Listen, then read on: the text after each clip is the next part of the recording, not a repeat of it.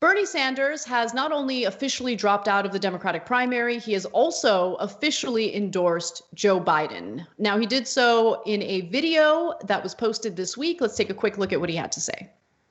So today I am asking all Americans, I'm asking every Democrat, I'm asking every independent, I'm asking a lot of Republicans to come together in this campaign to support your candidacy, which I endorse, to make certain that we defeat somebody who I believe, and I'm speaking just for myself now, is the most dangerous president in the modern history of this country.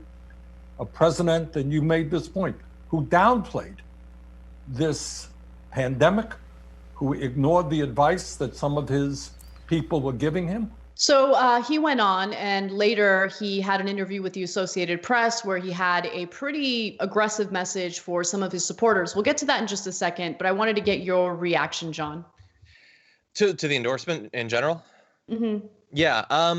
Look, he said he was going to. He said over and over and over again, because reporters would never accept that he had already made clear what he was going to do. So they kept asking at every debate and every interview, are you going to eventually endorse the eventual candidate, regardless of who it is? And he said over and over that he would. And so he's consistent. That's one of the best characteristics of Bernie Sanders, is that he is, unlike other politicians, not a giant liar.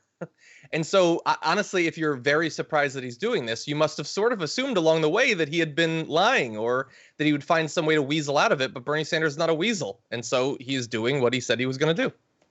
Yeah, I mean, I was not surprised. I knew it was eventually going to happen. And I also had a feeling he was eventually going to drop out, but it didn't stop me from, catching feelings on the day where he did drop out. In fact, that was last 100%. Week, and we did the show together, and it was incredibly hard to stomach it. Yeah. But that's where we're at. And so you're right. He did say repeatedly that he was going to not only endorse whoever the Democratic nominee would be, and in this case it's Biden, but that he would do everything in his power to help defeat Donald Trump. So the one thing that I wanted to just comment on in that video was just like how ridiculous it is for Biden to pretend like he's surprised that Bernie's about to endorse, that Bernie just endorsed him. He's like, oh. Never in my wildest I'm exaggerating, fantasies. But like, oh yeah, you guys were just chatting it up. It was just a random conversation, and he surprised you. I just thought you wanted to talk about the latest episode of Westworld, Bernie. I didn't know you were going to do this. It was so ridiculous. But following that endorsement, there were a number of people, including the Democratic Socialists of America, and his national press secretary, or former national press secretary, Brianna Joy Gray, saying that they do not endorse Joe Biden. And so Bernie was asked about that in an interview with the Associated Press. And he said the following. I want to give you his statements. He said, "Do we be as active as we can in electing Joe Biden and doing everything we can to move Joe and his campaign in a more progressive direction?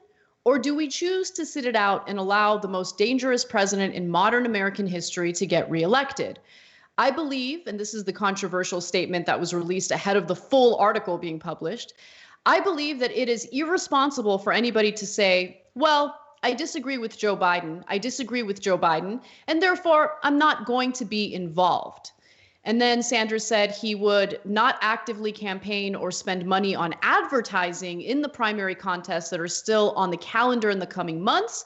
But he still encouraged Democrats in those states to vote for him, hoping to amass as many delegates as possible for leverage to shape the party platform and the direction of Biden's campaign. So he's hoping that he can, have some leverage with the number of delegates he has, so he can, push Biden in a more progressive direction. I want to quickly be clear about how I'm not ever going to buy that Biden's going to follow through on anything substantively progressive, right? I think that Biden is going to be better than Trump on a lot of things, including maybe avoiding war with Iran. I think that Biden will be better when it comes to maybe re-implementing Obama-era environmental policies. But I don't think that he's actually going to take on the fight for Medicare for all. So he might use that rhetoric during the election. I just don't trust that he's actually going to follow through on it once he does get elected. But a lot of Bernie's supporters are now angry with him on social media, and I'm not really sure that makes sense either. I think that there are things that you could critique Bernie on. He could have been a little more aggressive in fighting against the massive bailouts for these corporations and big banks, for instance. That's like a recent example I can give you. But how are you going to be mad at him for doing what he literally said he was going to do over and over and over again? Yeah, or, well, at least you should have been mad at him about it the whole time, I guess. Look, you can disagree with him. I think that a couple of his quotes there were probably oversimplifications of some people's position, that he was setting up dichotomies that are actually sort of a spectrum of different activities that you can take part in. There's a number of different ways that you can work towards a goal, I think. And so, look, and he'll expand on it, but those quotes are probably oversimplifications. But that said, look, if anyone gets to have a position to advocate for it based on the amount of work that they've done to almost single-handedly push the country in the direction it needs to go, I think he's earned a lot of goodwill in that area. So I'm gonna extend that to him. But yeah, look, in terms of the endorsement stuff, he was going to do it. We know that. He hypothetically could have waited a little while, again, as leverage, because he is interested in leverage. I mean, he said that in terms of getting the delegates. In terms of, like, I hope that he doesn't take the bait on, like, people like Brianna, for instance. She's a private citizen. Like, she doesn't work for him anymore. She's back in journalism. She gets to do or say or support or endorse or not whoever she wants.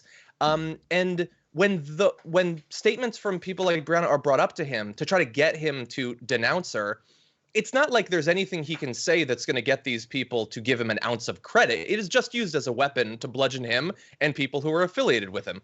So he should not take the bait on that. 100%. What isn't it? Like, not everybody 100%. Is going to endorse him and don't have to. That doesn't mean that they're rooting for Trump. But as long as they're very clear, like, what the worst case scenario is here.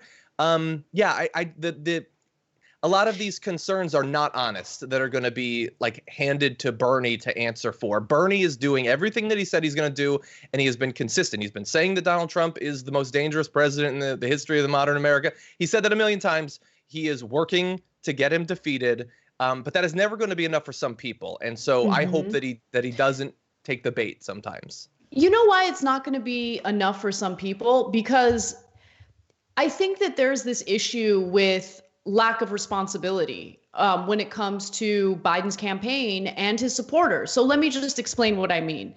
Look, there's been all this emphasis on shaming Bernie Sanders supporters who refuse to endorse Joe Biden.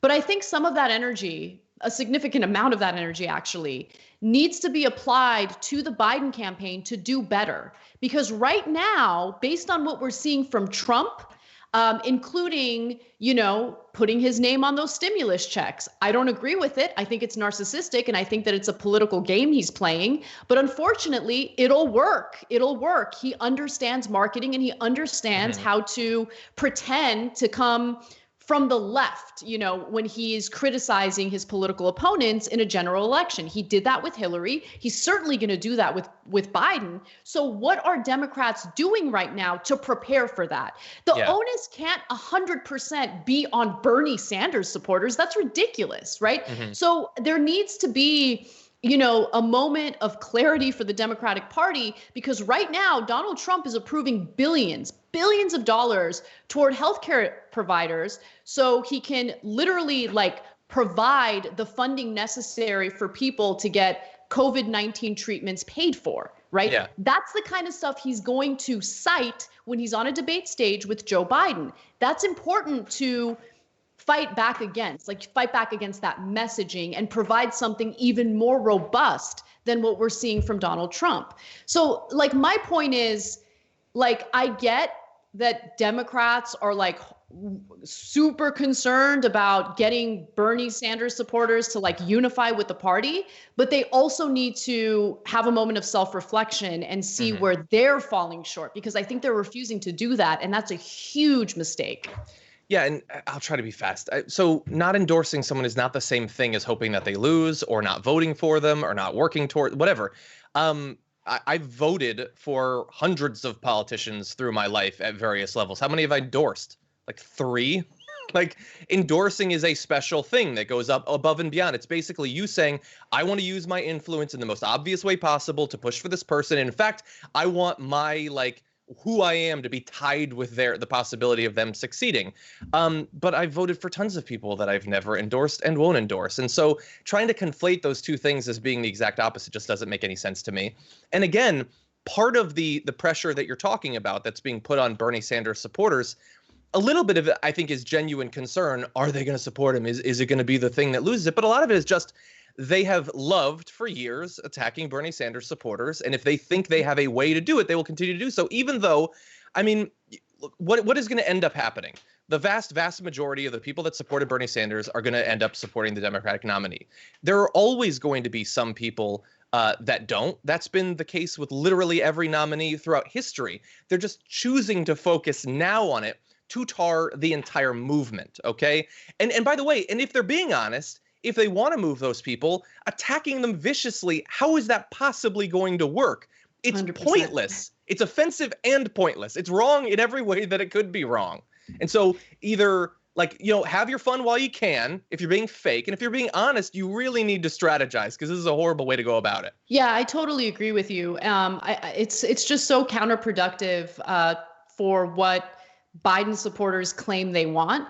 But on the other side, I also just want to note, look, I think that people should vote their conscience, okay? And so I've never been a huge fan of vote shaming, except I did, you know, take the bait on election night when I vote shamed white women who voted for Trump. But that wasn't the right way to go. I've admitted that. I just don't like it. I don't agree with it. And we should think about, why are people voting this way?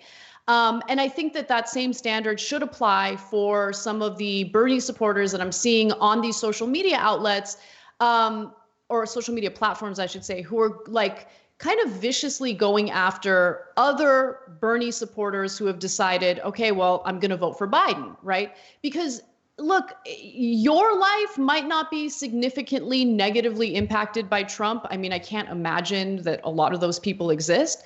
But there are people who have undocumented immigrants in their families. There are people who have seen a significant decline in their quality of life because of the Trump administration. I don't agree with vote shaming them if they've decided to support Biden.